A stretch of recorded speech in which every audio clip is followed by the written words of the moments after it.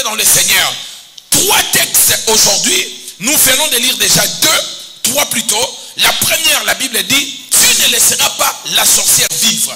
On voit déjà la sorcellerie de la femme. Deuxièmement, nous voyons que ici, lorsque Saoul se retrouve en difficulté, il va consulter Dieu par le prophète, par les Urim. Dieu ne lui parle pas. Et Saoul dit ceci, cherchez-moi une femme. Il précise bien une femme. Ça veut dire que les gens qui évoquaient des morts, la plupart c'était de femmes. C'est pour cela que Saoul a dit, cherchez-moi une femme. Il pouvait dire, cherchez-moi un homme. Mais il a dit, cherchez-moi une femme qui évoque le mort. D'autres versions disent, cherchez-moi une femme qui a en elle l'esprit de Python. Beaucoup de prophéties, même à l'église, sont des esprits de Python. Même chez les femmes, même chez les hommes. Et je peux vous assurer, beaucoup de femmes à l'église qui prophétisent avec la sorcellerie. Pas dans notre église parce que je vais te détecter rapidement. Amen. La plupart de femmes qui prophétisent, je vous dis, elles marchent avec des esprits de serpents, des esprits de python. Certaines ont même des groupes de prière à gauche et à droite qui réunissent des femmes, qui lavent des femmes, qui font des choses pour les femmes. Mais la plupart sont dans l'opération de la sorcellerie. L'un des signes de la sorcellerie dans des familles africaines, c'est aussi la divination. Vous remarquerez dans la plupart des familles, il y a toujours une femme qui voit des choses. Elle ne prie pas, mais elle voit des choses. Elle dit des choses. Elle fait des songes prémonitoires. Quand elle rêve quelque chose, la chose va arriver, surtout si c'est une mauvaise chose.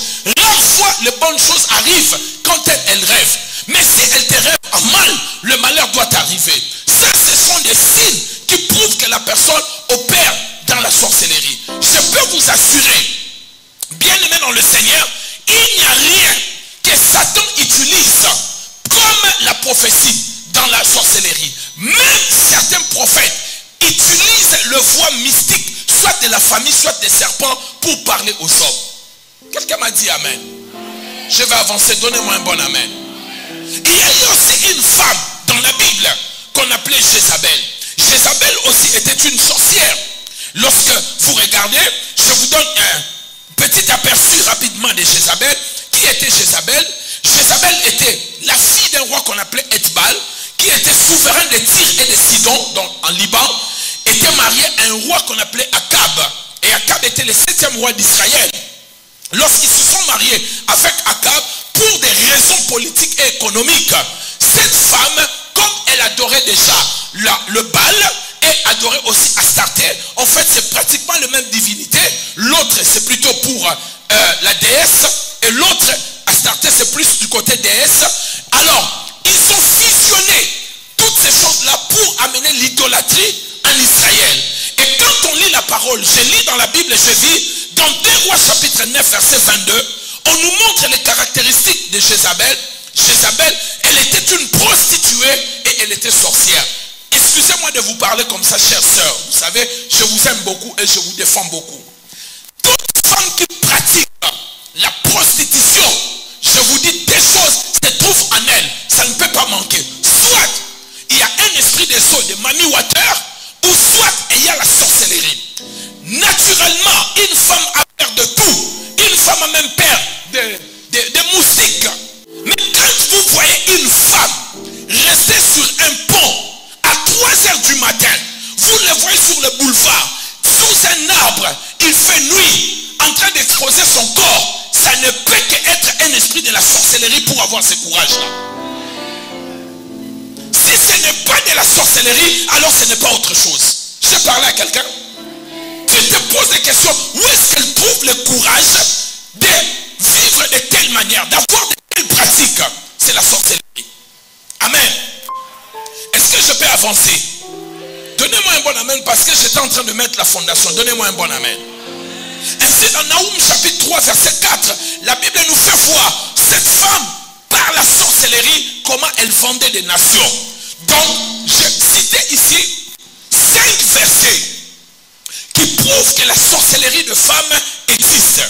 Maintenant le problème, pourquoi il y a une attaque particulière sur les femmes?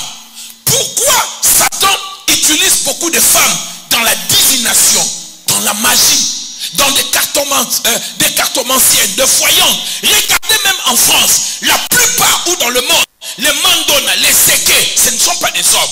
Parce que ce sont des annexes de la sorcellerie. Les mandona, scories, c'est ça? Vous appelez ça comme ça? Toutes ces choses-là sont pratiquées par les femmes. Des cartomanciennes, des voyantes. Vous voyez, c'est les annexes de la sorcellerie.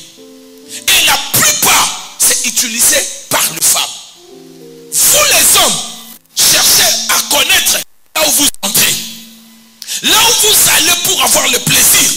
Vous pouvez entrer dans un corps d'une femme et laisser votre étoile, une femme sorcière. C'est pour cela, lorsqu'on va prier, tu vas prier pour toutes tes relations passées. Peut-être tu as connu une sorcière qui a envoûté et arrêté ta vie. Donnez-moi un bon amen, mon frère. Pourquoi les femmes? Parce que, écoutez bien, Satan a toujours peur de la femme. C'est pour cela qu'il cible les femmes. Il connaît la puissance que Dieu a placée dans la femme. La femme est une aide semblable à l'homme. Les mots utilisés pour aide ici, c'est les mêmes mots utilisés pour le Saint-Esprit. Le Paraclétos, il nous aidera. Donc une femme est comparée avec, au niveau du fonctionnement et du travail, avec le Saint-Esprit. Parce que Dieu a investi dans une femme. Dieu a mis le potentiel, les capacités dans une femme. Et Satan le sait très bien. C'est pour cela qu'il cible les femmes. Pour les introduire dans la sorcellerie ou dans les annexes de la sorcellerie. Dis, ça ne sera pas moi. Il y a une femme ici, dit, ça ne sera pas moi au nom de Jésus. La bataille contre la femme, c'est une vieille bataille. Cette bataille a commencé depuis la création de la terre. Quand Dieu a créé notre planète, Satan a commencé à chercher la femme. Et quand vous regardez, vous remarquerez que la bataille du serpent avec l'humanité a commencé par la femme. Satan cherchait toujours la femme parce qu'il savait, la femme a entendu des choses que l'homme n'avait pas entendues. Parce que à la création de la femme, l'homme était en train de dormir. La Bible dit, Dieu a fait dormir l'homme dans un profond sommeil. Et en ce moment-là, Dieu créait la femme. Dieu dealait avec la femme. Faites attention avec une femme. Surtout ne jouez jamais avec les sentiments d'une femme. Une femme peut t'aimer, peut aussi te détester. Et quand elle te déteste, tu sauras qu'elle t'a détesté. Au vivre en haut. La femme, comme vous la voyez, elle n'est pas n'importe qui. Et Satan le sait. Parce que Dieu avait établi l'inimitié entre la postérité de la femme et la postérité du serpent. Pas la postérité de l'homme. Dieu dit dans Genèse 3:15, je mettrai l'inimitié entre la postérité de la femme, la sémence de la femme et la sémence du serpent, du diable. Et Satan le sait. Ma bataille, ce n'est pas vraiment avec l'homme. Ma bataille, c'est avec la femme. Et je dois combattre la femme par tous les moyens. Regardez comment la vie des femmes sont aujourd'hui vilipendées, salies, détruites. Parce que Satan le sait. Si je détruis une femme, je détruis une société. La femme, c'est la porteuse de la vie. Si je détruis la femme, je détruis la vie. Dis, ça ne sera pas moi. Oyoko Lobi bien te dit, ça ne sera pas moi. Au nom de Jésus de Nazareth, ma destinée ne sera pas détruite. Est-ce qu'il y a une femme dans cette église? Donnez-moi un bon amen. Est-ce que je suis en train de parler à une femme ici? Pourquoi il le fait? Parce que la première des choses, Satan le sait, l'œuvre salvatrice devait passer par la femme. C'est la femme qui devait donner le Christ pour écraser la tête du serpent. Connaissant cela, eh bien, Satan a ciblé la femme comme son ennemi juré et son ennemi principal. Et il cherche par tous les moyens de faire entrer la femme dans la sorcellerie ou dans les annexes de la sorcellerie. Deuxièmement, parce que Satan le sait, l'entrée dans le monde de qui que ce soit à part Adam, ça passera par la femme. Sauf Adam, tous les hommes, même quand Dieu est devenu homme, Jésus-Christ, il est passé par la femme. Et Satan le sait, toute grandeur, toute hauteur passe par la femme. Est-ce que vous savez que la femme, comme vous la voyez, même le ministère, nos ministères que Dieu nous a donnés, se prépare dans le ventre de nos mamans? Oui. Jérémie, avant que tu sois né, je t'avais déjà connu et je t'avais déjà consacré lorsqu'il était dans le ventre de sa mère. Dans Galates, je crois 4, l'apôtre Paul, il dit, Dieu m'avait mis à part depuis le ventre de ma mère jusqu'à ce que je paraphrase la pensée.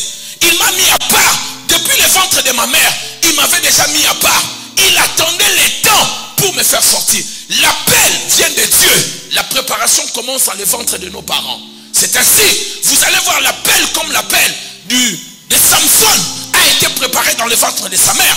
Dieu a dit à sa mère, ne mange pas n'importe quoi et ne bois pas n'importe quoi, parce que cet enfant sera consacré depuis où? Le ventre de sa mère.